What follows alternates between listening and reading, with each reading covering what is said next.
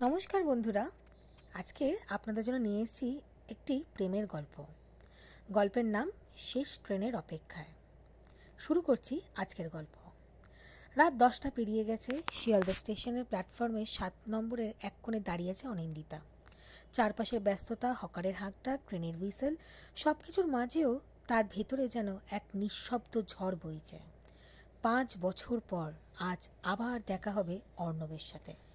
সেই অর্ণব যে একদিন হঠাৎ করে তার জীবন থেকে উধাও হয়ে গিয়েছিল একটা চিঠি রেখে। তাতে শুধু লেখা ছিল, আমার চলে যাওয়াটাই আমাদের জন্য ভালো। তারা একে অপরকে শুধু ভালোবাসেনি, তারা একে অপরের শরীর, মন, আত্মা সব কিছুতে জড়িয়ে গিয়েছিল। অর্ণব ছিল অনিন্দিতার প্রথম প্রেম, প্রথম স্পর্শ, প্রথম বিশ্বাস। তারা একসাথে রাত কাটিয়েছে, ভবিষ্যতের স্বপ্ন বুনেছে, এমনকি একবার অনিন্দিতা গর্ভবতীও হয়েছিল, যা তারা কাউকে বলেনি। সেই গোপন অধ্যায়টা শেষ হয়েছিল এক নিঃশব্দ কান্নায়, এক ক্লান্ত অপারেশনের পর, আর অর্ণবের চোখে অপরাধবোধের ছায়ায়। অর্ণব তখন বলেছিল, আমি তোকে ভালোবাসি, কিন্তু নিজেকে ক্ষমা করতে পারছি না। তারপর একদিন সে চলে গেল টরন্টো। কোনো বিদায় নয়, কোনো প্রতিশ্রুতি নয়, শুধু শূন্যতা রেখে। আজ 5 বছর পর হঠাৎ একটি মেসেজ, শেষ ট্রেনের আগে যদি দেখা করতে পারিস, প্ল্যাটফর্ম 7-এ এসো, কিছু অসমাপ্ত কথা আছে। অনিন্দিতা জানে এই দেখা মানে শুধু পুরনো কথা নয়, এটা মানে পুরনো ক্ষত, পুরনো অপরাধবোধ, আর হয়তো নতুন করে ক্ষমা চাওয়া। সে জানে অর্ণবের চোখে আজও সেই অপরাধবোধ আছে, কিন্তু তার নিজের বুকেও যে প্রশ্ন জমে আছে, তার উত্তর সে পায়নি।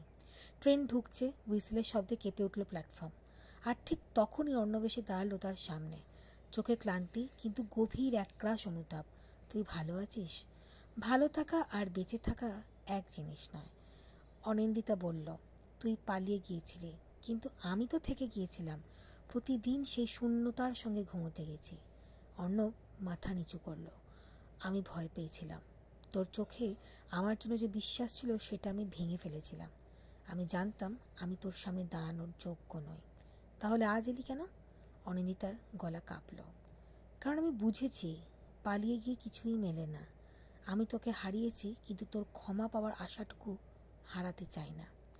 অনিন্দিতা কিছুক্ষণ চুপ করে রইল, তারপর ধীরে ধীরে বলল, ক্ষমা পেতে হলে শুধু অনুতাপ নয়, সাহসও লাগে। তুই কি একবার সাহস নিয়ে এসেছিস? অর্ণব হাত বাড়িয়ে দিল। চল, শেষ ট্রেনটা একসাথে ধরি, তারপর দেখা যাবে গন্তব্য কোথায়। অনিন্দিতা একটু থেমে তারপর হাত ধরল। ট্রেনের দরজা বন্ধ হলো। শহরটা পেছনে পড়ে রইল।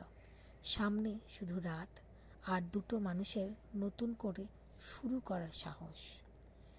কেমন লাগলো এই ছোট্ট সংক্ষিপ্ত গল্পটা? অবশ্যই আমাদেরকে জানাবেন। আশা করি ভালো লাগলো। আর আমাদের পেজে এরকম নতুন নতুন গল্প পড়ার জন্য অবশ্যই আমাদের চ্যানেলটা সাবস্ক্রাইব করবেন। Thank you.